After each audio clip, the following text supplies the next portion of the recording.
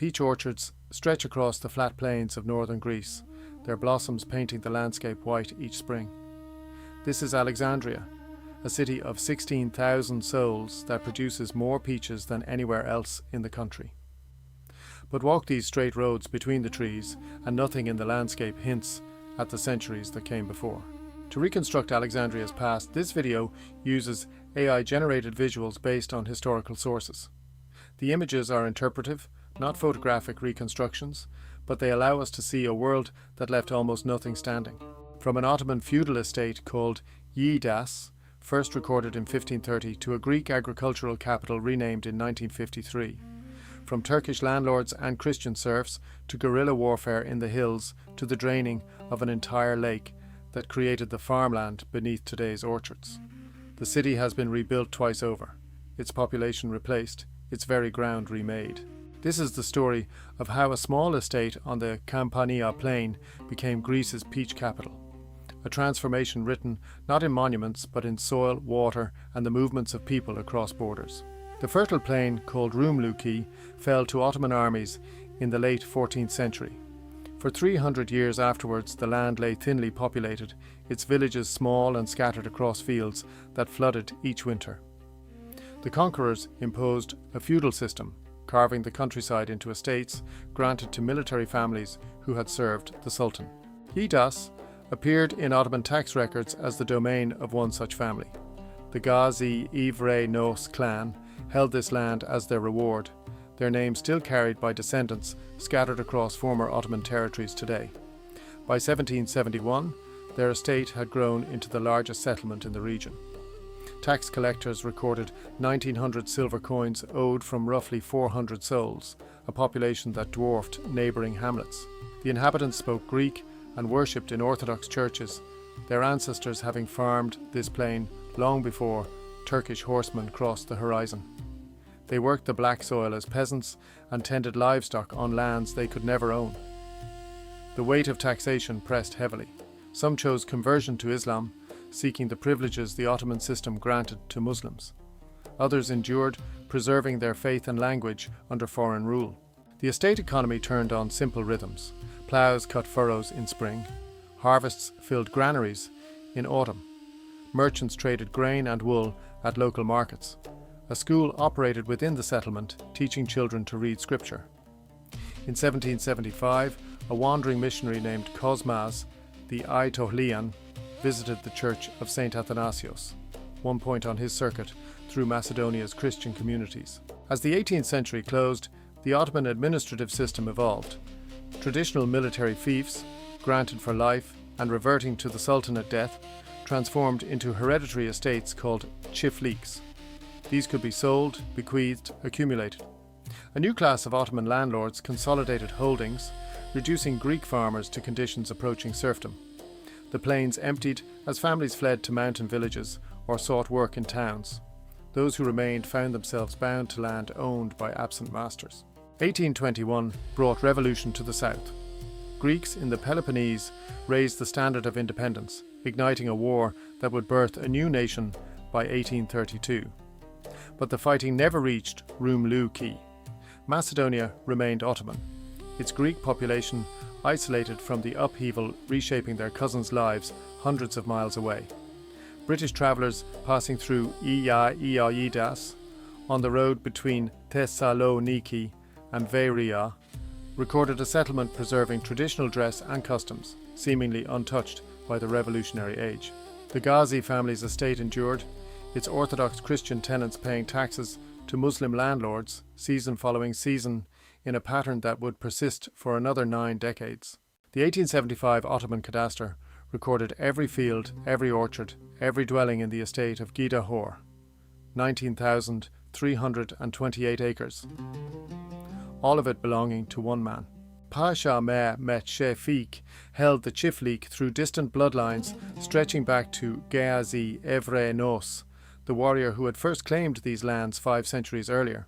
But the Pasha lived elsewhere, in grander places, pursuing concerns that had nothing to do with ploughed earth or shepherd's paths. The land simply delivered its rents. 150 families worked those 19,000 acres. They planted wheat in autumn, harvested it in summer, They drove sheep to upland pastures when the plain grew too warm. They repaired stone walls, cleared irrigation channels, pressed grapes, milled grain. Their fathers had done the same, their grandfathers before them. The cadastre clerk recorded it all with Ottoman precision. Fields numbered and measured, households listed by name, a few shops near the village centre, an inn for travellers passing between Thessaloniki and Veria, the ancient route that had carried merchants and armies for 2,000 years. In 1806, a British topographer named William Martin Leake had ridden through on that very road. He noted the settlement in his journal, spelled it Jeddah, and moved on. 6 years later, another traveller confirmed its existence. Small observations in the margins of imperial geography. The farmers of Yidas knew little of empires. The Greek Revolution had erupted in the south in 1821, cities burning, fleets clashing, a new kingdom carved from Ottoman territory, but Rumluki remained Ottoman. The conflict never reached these fields. Life continued as it had for generations. The plain preserved its own rhythms. Sowing and harvest, lambing season, first frost, the feast days of the Orthodox calendar quietly observed. Traditional dress unchanged, customs intact, the old ways undisturbed by the revolutionary fervour that had remade the south. In Thessaloniki, barely 30 miles distant, Greeks debated philosophy, published newspapers, organised cultural societies. But the road between city and plain carried little of that energy outward. The estate remained what it had always been: agricultural land, worked by families who owed their labour to an absent landlord. By the century's final decade, that isolation would begin to crack. New committees forming in Athens and Sofia, new questions about who owned Macedonia, who belonged there, what future the land would hold. But in 1875, the cadastre recorded only what existed: acres and names. A system centuries old, still functioning. By 1904, the Ottoman Empire's grip on Macedonia had weakened to theatre. Everyone knew the territory would fall. The question was to whom? Two forces converged on the plains. Greek committees moving north, Bulgarian bands pushing south. Both claimed the region's villages. Both recruited. Both killed. The conflict had a name: the Macedonian struggle. It would last 4 years. The Rumluki area became a strategic corridor. Fighters needed safe houses. They needed scouts who knew every track through the marshes, every crossing point on the Ali HK Monaz. They needed men willing to hide rifles beneath grain sacks. Yidas produced such men. Koungas, Theocharis became a chieftain, leading bands through territory he'd known since childhood. Matopoulos Apostolos commanded fighters in the wetlands east of town. Koukoulou-Dis. Thomas worked as a second-class spy, watching Ottoman troop movements, noting which villages supported which committee. Moskechopoulos. Antonios, a priest and teacher, coordinated intelligence while maintaining his clerical duties. Perifanos. Georgios joined as a common soldier. They called themselves Makedonomachoi, freedom fighters. The Ottomans called them bandits. The distinction mattered less than survival. The struggle ended abruptly in 1908 when the Young Turks seized power in Constantinople. Both Greek and Bulgarian committees withdrew, but the skirmishes hadn't resolved the underlying question. Macedonia still waited for liberation. 4 years later, the Balkan states finally moved. On October 9, 1912, they declared war. The Greek army advanced methodically from the south. By October 17th, the 3rd Infantry Half Company had reached Veria. Koungas Theocharis, who knew every approach to Yidas, joined them as guide. They marched at dusk.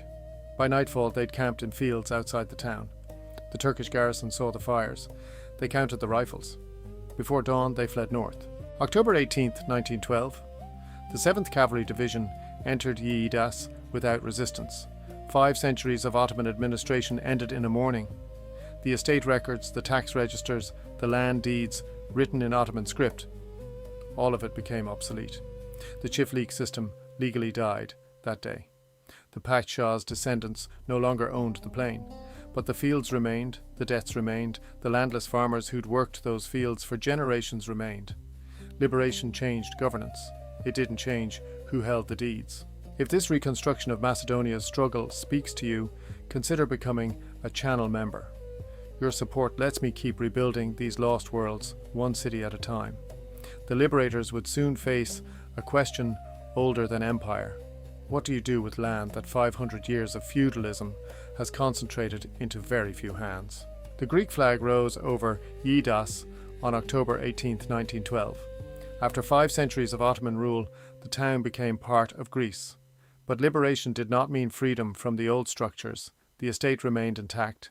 The fields still belonged to distant landlords. The farmers still paid rent. 6 years passed before anything changed.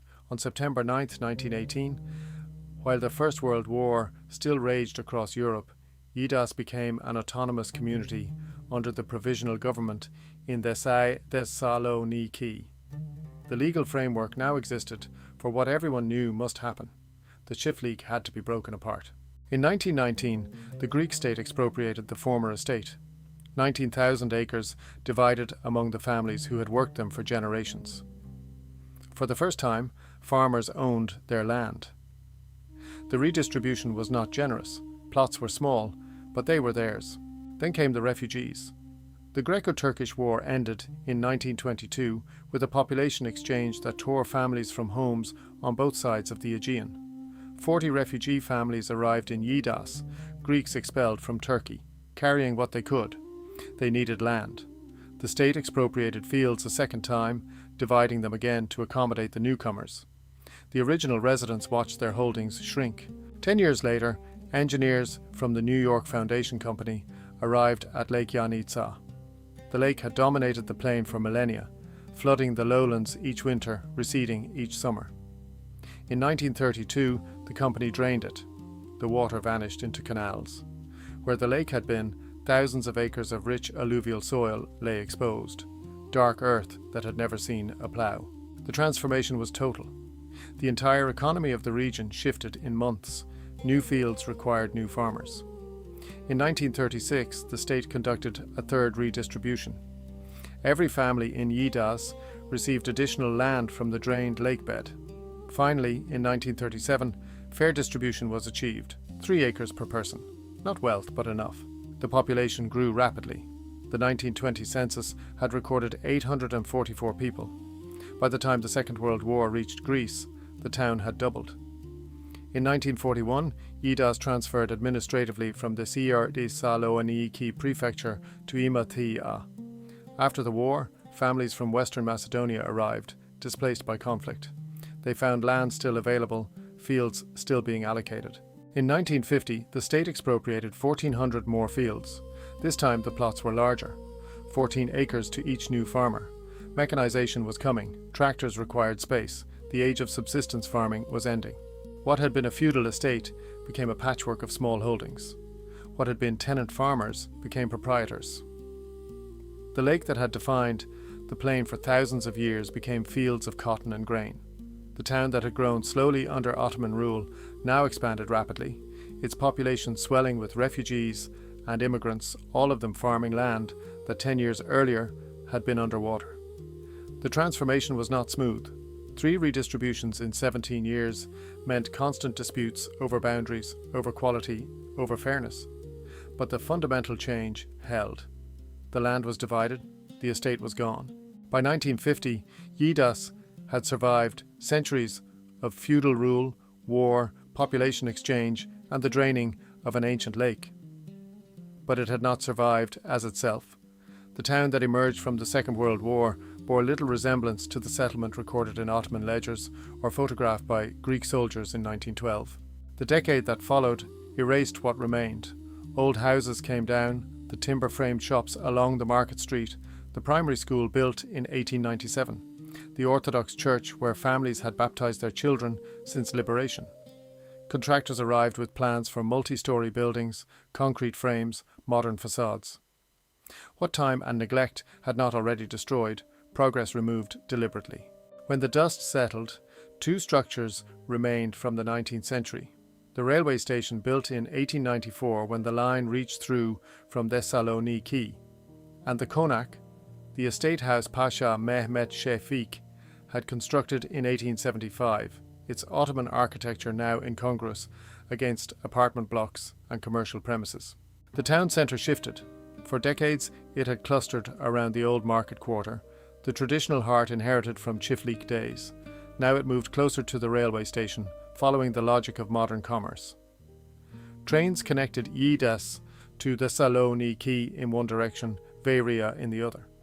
The station became the axis around which the rebuilt town organised itself.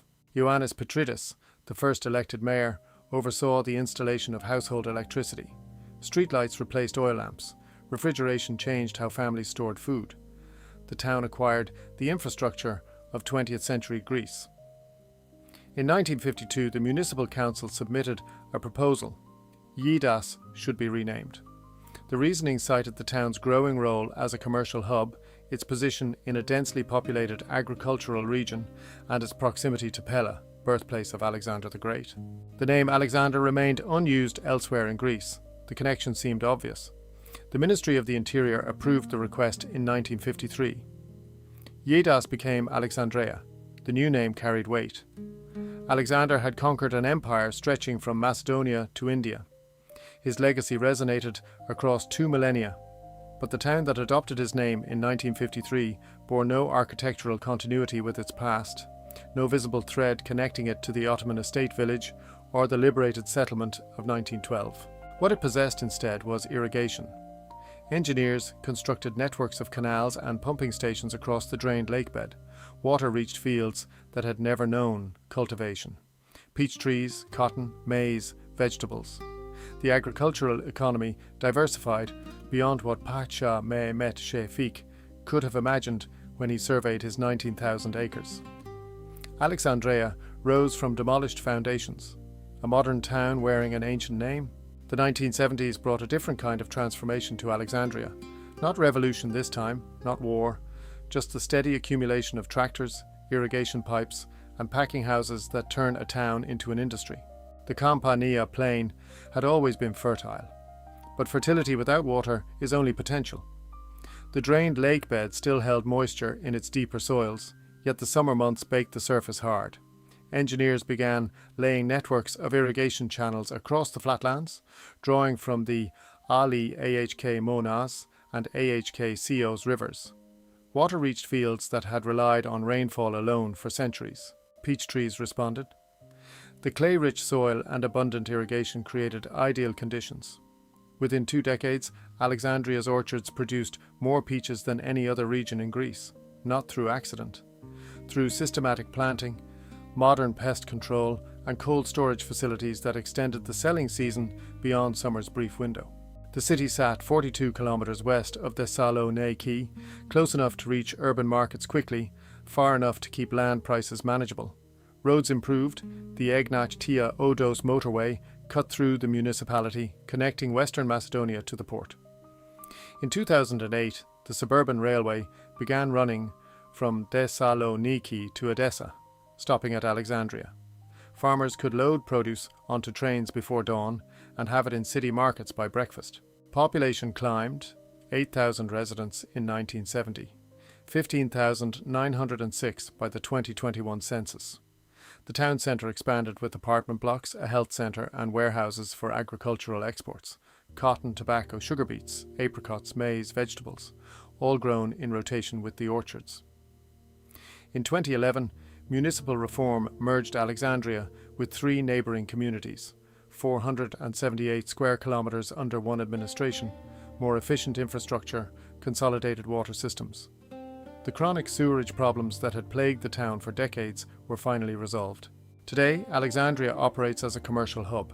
Not romantic, not ancient, just a working city where 16,000 people live off what grows in the soil around them. The peach orchards bloom white each spring. By summer, the fruit fills crates stacked in refrigerated trucks heading to Athens, to Europe, to wherever markets pay. The plain that once belonged to one pasha now feeds a nation.